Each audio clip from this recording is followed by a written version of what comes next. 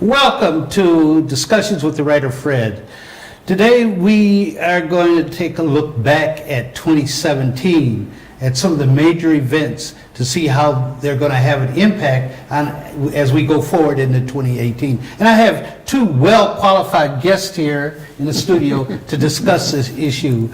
Right to my right here is Lane Denton, a former state legislator in the Texas House of Representatives.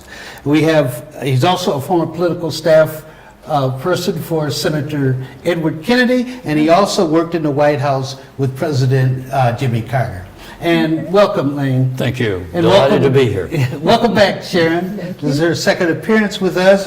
As you know, Dr. Sharon Michael Chadwell is a higher education expert. And so, no further ado, let's get right into the subject, folks. I'm ready. Yes. Okay. Sounds fun. Okay, we're going to have some fun. Ask some easy questions, Fred. Okay, easy as one, because I think this is an easy one to answer. We like to trump. No, I didn't mean that. Okay. What events of 2017 had the greatest impact on our country?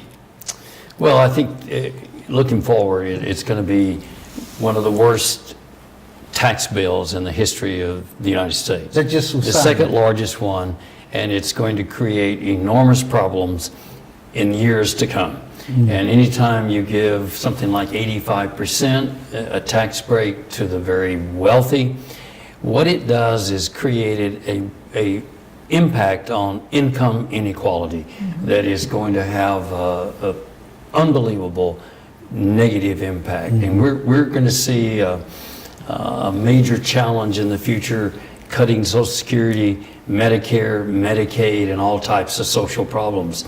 It should and hopefully will be a major issue in the November elections coming up this year. Okay.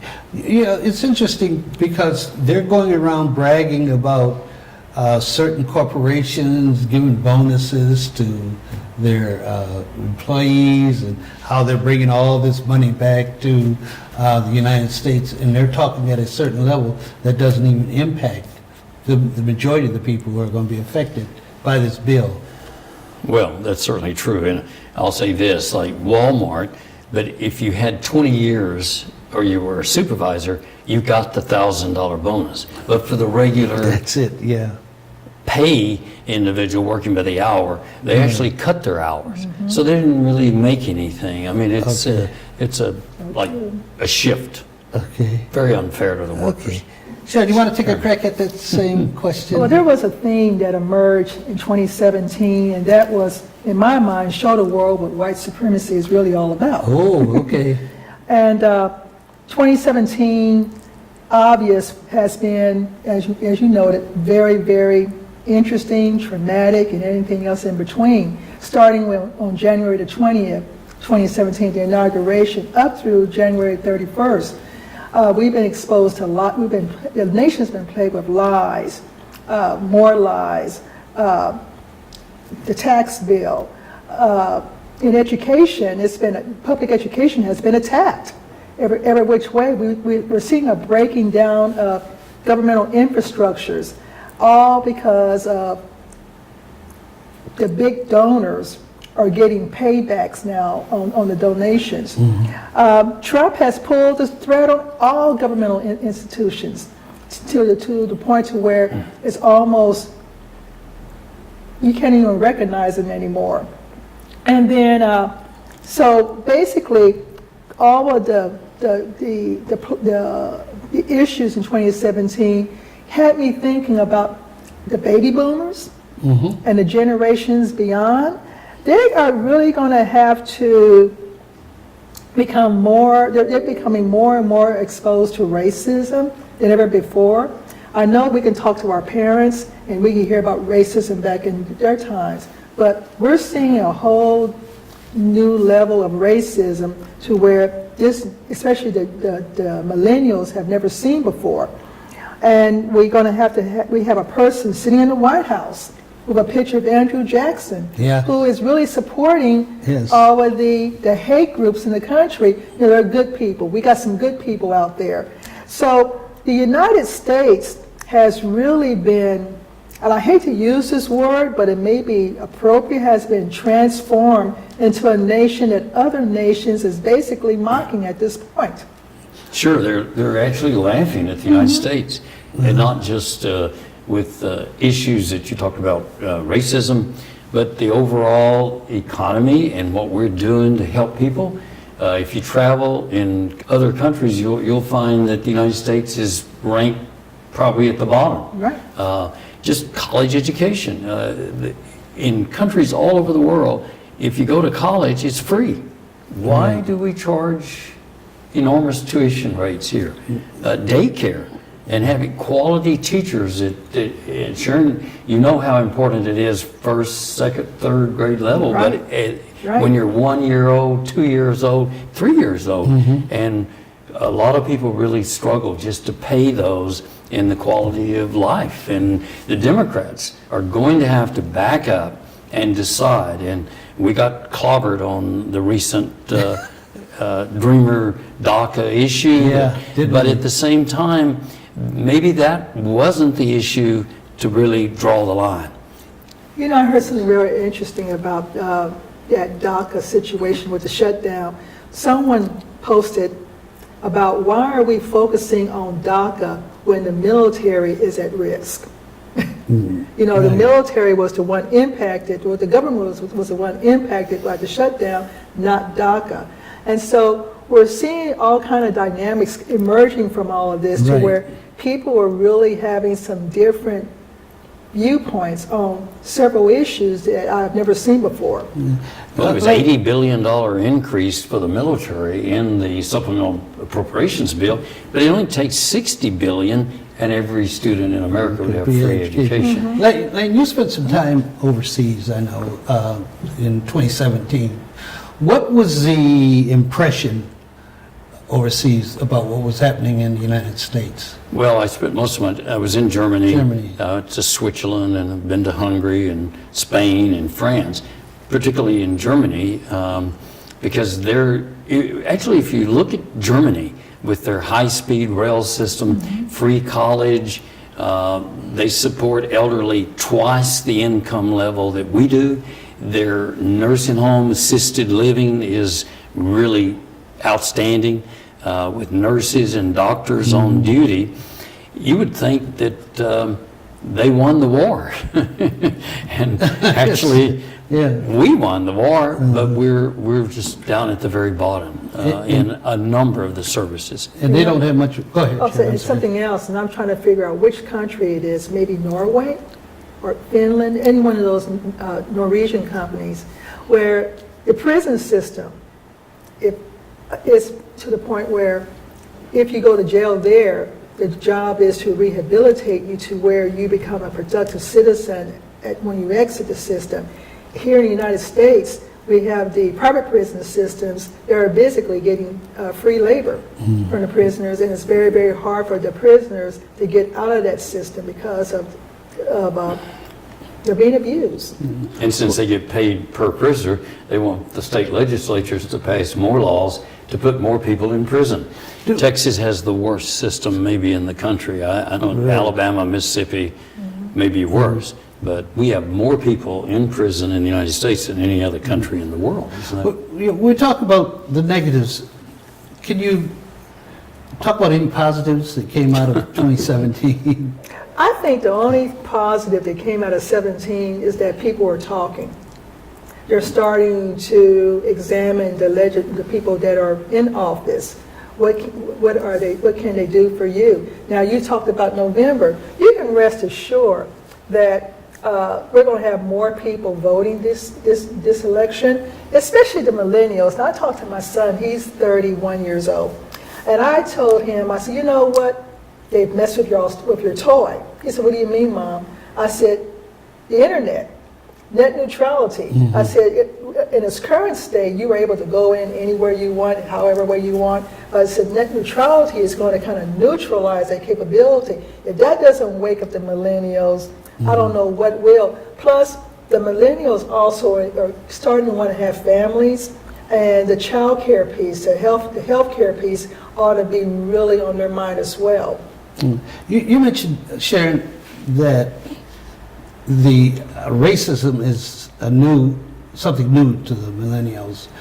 Were you talking in reference to black kids or just kids in general? I'm thinking kids in general, but I believe that with the events of, especially last year, 2016, 2017, with the shootings of especially black males and black females, it opened an eye to what racism looked like than what they expected.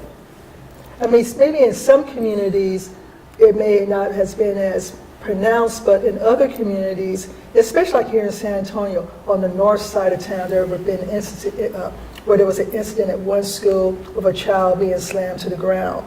That was a shocker for that community. So I'm like, how did this happen? So I think that the issue of racism has become more pronounced to where the kids have never ever seen it at this level before. And do you think Trump kind of opened that door? Oh yeah, he kicked the door wide open. And thinking about this, had we become maybe too comfortable as African Americans? And I hate to look at anything negative as being good, but some of the things that have happened may turn out to be good because they're going to make us open our eyes and realize that our condition is not exactly where we think it should be. And most important, I think, is the fact that we can lose it. Right. If we're not on our toes, we could actually lose it. And Trump, I kind of think, represents that kind of possibility to us. The question will be whether we survive the next 3 years or not. That's, Well, one of the biggest, and I think we will. I think one of the biggest threats, especially for minorities, is the Voting Rights Act. We're already seeing episodes or incidences where they're doing voter suppression. And I don't think the youth or the millennials or younger understand just how vulnerable that act is. You know, why is it has to be renewed so many years? Right, yes. And this Well, is just a kind of reminder. And the big question is, why do the Republicans do it? And they are always counting that there's going to be close elections. There was one House of Delegate race in Virginia that was a tie vote. Right. And yeah. it could have They changed. flipped a coin to see who would. Right. But they don't want to take a chance, because if there's a close election, they've eliminated 20 votes, 50 votes, 100 votes. Go back to 2000 in Florida. The governor, when they eliminated the felons from voting in Florida, Right, yeah. it turned out at least 25% should not have been Eliminated? That makes a difference in the election. And doing all kinds of little things to suppress the vote, it's pretty outrageous. But we've got to, Sharon, get past that 50% voting. We've got to be voting 75, 80%, and all of the folks have got to be kicked out. And we have to find out where they stand, what their position on net neutrality, income inequality, Medicare for all. This country is a rich country, and we can afford to do it, but we can't spend all of our money on wars. We're in 7 different wars. I mean, how many $1 trillion in Iraq? We're now at 4, I think. Right. And talk about wars, and you said, Lane, that if we survive it, how do you feel about Trump's taking on North Korea's dictator? Sure. I'll yield to Sharon. I'm thinking back to Hawaii, and it's kind of like my go-to place now. And that was scary. Not that the fact that North Korea did anything, but because of the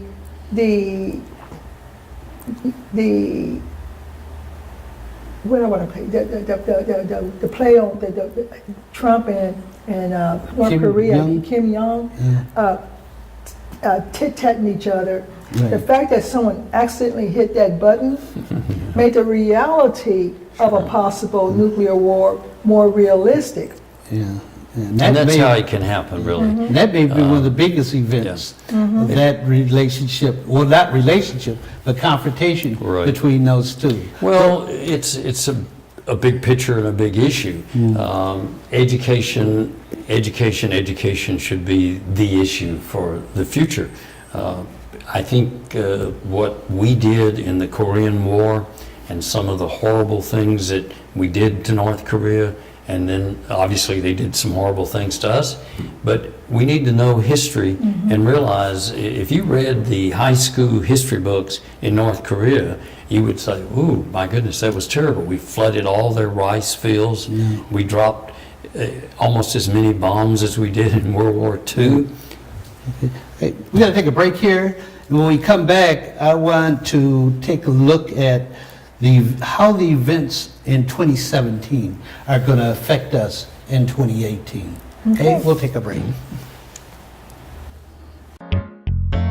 Hello, my friends. This is the Reverend Dr. Jerry William Daly, proud pastor of the Macedonia Baptist Church. This year, I invite you to come and join us February 24th for the 2018 Clergy Hall of Fame. It will be held at the Antioch Sports Complex. I'm excited about it being a 2015 inductee. Would you join me as we honor two godly men? Reverend Dr. Randa Drape of Maranatha Christian Church, renowned Reverend Dr. Reuben R. Shield, who pastored Friendship Baptist Church for so many years. On this special day, we will come together, local clergy, we'll fellowship, we're going to break bread and take a few photos. Won't you tell a friend, bring a friend. I can't wait to see you there. Be blessed, Pastor D. Be blessed, Pastor D.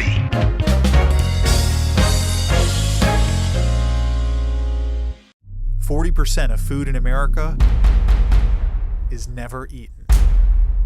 Marie, you have prediabetes. Prediabetes? I don't have time to eat right or exercise. I'm a busy mom. Oh, you're a busy mom. Yeah. This is great news. Busy moms never get prediabetes. Wait, what? Let me just... Yeah, this is all the people at risk for prediabetes, and way over here, busy moms. No?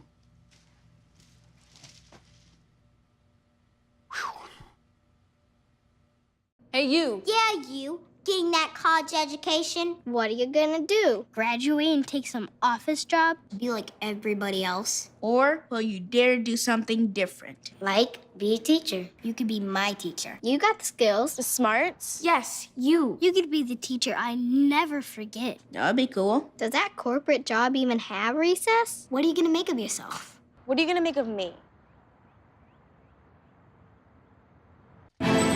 Nothing to do this week? Don't miss another event.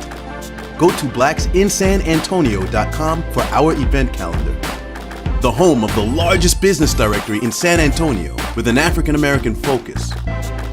Sign up today for our weekly e-blast and text message alerts. Help us make this a better community. Connect, empower, grow.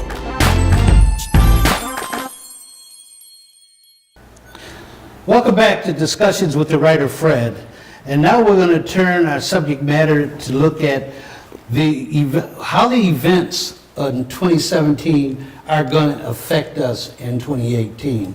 And Sharon, I'll start with you this time. What do you see is going to happen as a result of what we got? Trump as president, we had the North Korean scare, we had the Me Too movement, the Black Lives Matter movement picked up. How are all those things going to play out as we move forward into 2018? Well, 2017 was a preface for 2018. Okay. You know, so many words.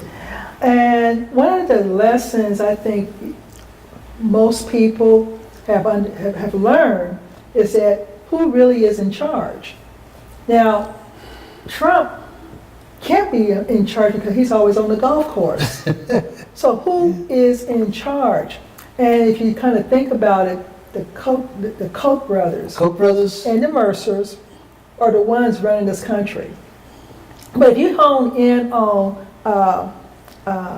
David Koch, when he was the vice president candidate for the Libertarian Party back in the 80s, he had a platform that we're seeing being implemented today. First of all, and this is not all of them, but he wanted to repeal federal election laws.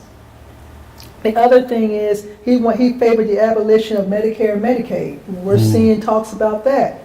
And then they're advocating the complete separation of education and state. We're seeing that. Right, yes. We're also seeing episodes where they're condemning and repealing compulsory education law. This is all David Koch, abolishing the EPA, the FAA, you know, all those three-letter agencies. So we have got 2017 really gave us more insight as to how much deeper, I'm saying, the GOP, a la David Koch, is going to go in 2018. Okay. Well, Sharon's right, but just think about the two big issues at the state legislative level, gerrymandering and just the legislation that impacts on everybody's daily lives. For instance, there's no reason in this country to require, if any individual gets pulled over DWI, that they are taken to jail and they have to spend of their own money $500 or $1,000. That's what happened in what was it, Susan Blaine case, yes, I think it was, in Prairie View. Sandra. And there was no reason for that young woman to go to jail. But that needs to happen all over the country. Just wake up. We lost 1,000 state legislative seats. The Koch brothers are involved in nearly every state legislative seat. And that's where they concentrate. Yes, in both gerrymandering, and then eventually the battle's going to be on the Electoral College to change that. Because once we pick up Florida, and as I said, Texas, Arizona, Colorado, and New Mexico, the Democrats are actually going to prevail on the Electoral College. So be prepared for a battle. Oh, wait, do I hear you saying that you support keeping the Electoral College? I think if the Democrats begin to really get their act together and start talking about the real issues that really affect people's lives, the Democrats are going to prevail all over the country. We'll get the Midwest back. There haven't been any jobs brought back to amount to anything. Well, they're not off to too good a start. I think Schumer just got whooped. Let me put it that way. He got whooped by McConnell in the Senate and by Trump. So that I know a lot of the members of the Democratic Party factions are really upset that they backed off of the closing down the government without getting a thing. Well, sure, but I want to talk about if we can win control of Congress and get ready for 2020, and we get 2020 and we elect a good Democrat, we are going to have to be there. The Democratic Party is going to have an agenda, and we're going to have to talk about, for instance, I would be in favor of getting rid of tips. Do you realize that that was put in place during the Jim Crow era, primarily for the free black boys? Give them a tip. Don't pay them, just give them a tip. That's unheard of. And the average salary is at the minimum wage level, and most of them are women, right, Sharon? And they can't make it on that kind of salary. So it has to be a living wage plus the daycare, family leave, pay equity. It's outrageous. And we've got some women in the United States senators, and they need to step up and start talking about those issues, and the National Democratic Party has to do the same. Well, they're not going to do that, and it doesn't seem as though they have done that, because many of them got their hand out too. Well, it is a big problem with money in politics. It goes together. What do you do? So how do you get around that? Well, I think there were people that got elected in Virginia to the House of Delegates, didn't spend any money, and they announced no corporate money. We have a good Democrat running for the United States Senate in Texas against Ted Cruz. Yeah, he's got millions and millions of dollars. He's got millions, but the Democrats said no corporate money. And there is a national organization. Is that realistic? In a state as big as Texas, where media is going to be key to the election, that you're not going to be able to match Cruz money-wise to win that seat? I don't think we have any choice. We have to fight it, because otherwise you would never have free college tuition because the banks and all the intermediate loan companies are all making the campaign. The prisons, the private prisons have a huge lobby. They give checks to probably half the members of the Texas legislature get contributions. You know, you're talking about legislative candidates running for these offices not accepting corporate money. I have a friend, he's Republican, but we're still friends, and he almost won his campaign on just $10,000. What seat was he running for? The 25th district? Of the state legislature? Mm-hmm. Well, of the U.S. He was running. Congress? He was running for a U.S. seat. Against Lamar Smith, was it? No. And maybe I got my areas mixed up, but it was in the South Texas area. And he's one to watch. Sure. Well, but we know, being realistic, that doesn't happen. That doesn't happen. So I don't know how we get around the money issue. It's unfortunate because I've always argued, in fact, I used to tell my students that money is the cancer to our democracy, and it's eating away at it right now. 2021, Fred, if we have both houses of Congress and a Democratic president, that has to be one of the issues. It's a national finance election reform. We have to do it. How do you get the Supreme Court to reverse that decision and saying money is free speech? And they, as a result, just money's kind of ruling. Well, Congress has the power to reverse a Supreme Court by changing the laws.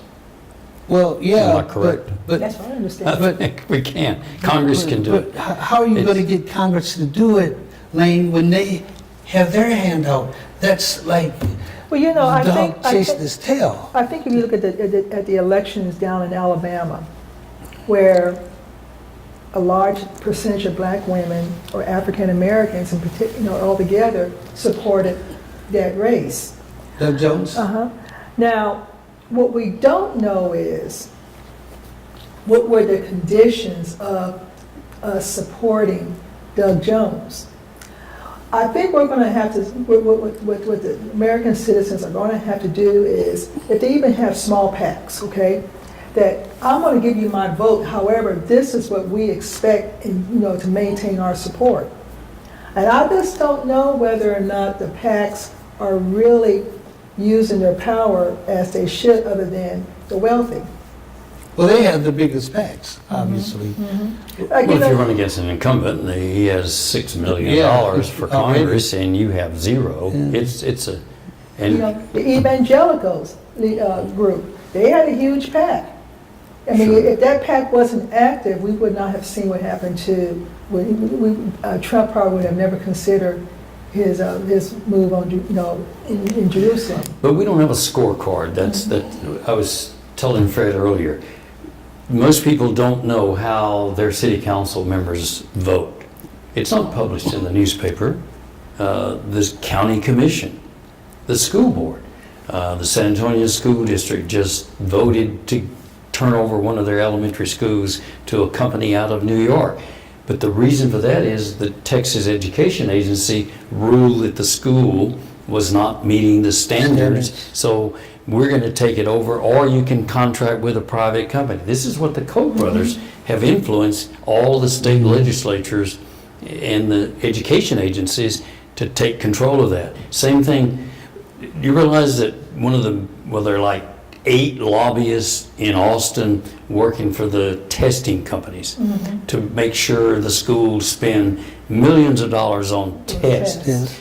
My answer to that is that our school districts, we have superintendents and principals, teachers, they should be able to have their own tests, decide and record what the progress of the students. You don't have to pay millions of dollars to a company out of New York or New Jersey. Speaking of money and the effects of 2017 on 2018, maybe 2017 has given us Oprah to run for office, and we know she has the money.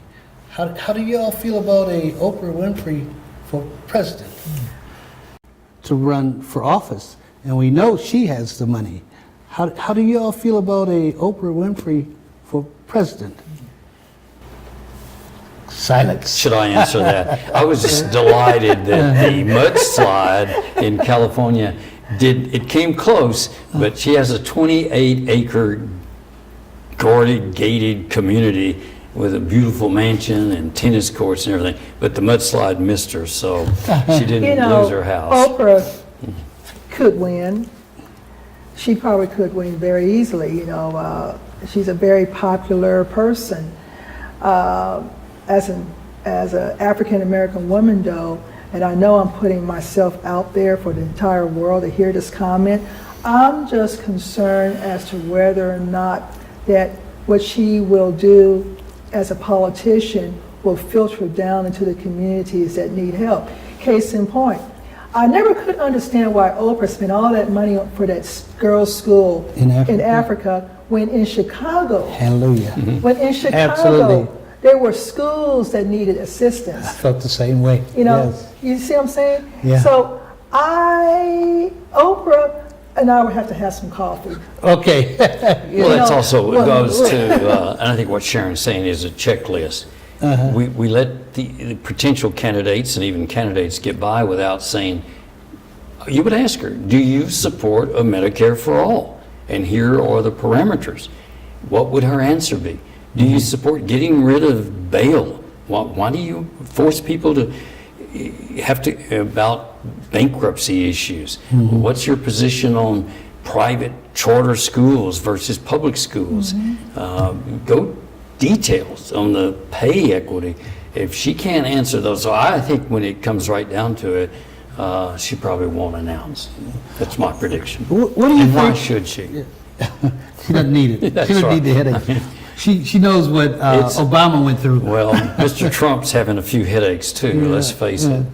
What do you see is going forward this year going to be the biggest issue that we're going to confront? Well, definitely the threat on Social Security. In fact, I keep looking at my statement, trying to figure out how to get the money out now. I looked at every which way. But definitely, the Social Security, the Medicare, and the Medicaid are going to be the three big ones. Also, education. I'm just not sure what the heck they are doing in D.C. in terms of I can see what they're doing, but what's going to be the overall effect? Like special education. DeVos has already thrown out rules to support special education, and we're also seeing it in the workplace where ADA or Americans with Disability Acts are being reversed now that employers now have they can fire people at will.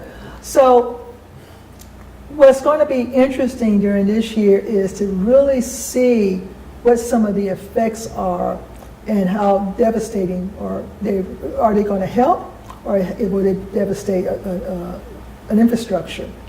Lane, how do you feel? Well, that's a big question, my I goodness. know. And we need a couple hours to go through that. See, he asked Sharon that question first. covered it quite well. The big issue is, are the American people going to be so upset when you get things like eliminating net neutrality, every environmental regulation, the Secretary of Education devastating public education? Are people going to really say we've had enough and not just vote in a new president, but vote in new Congress, new Senate, House? Yeah.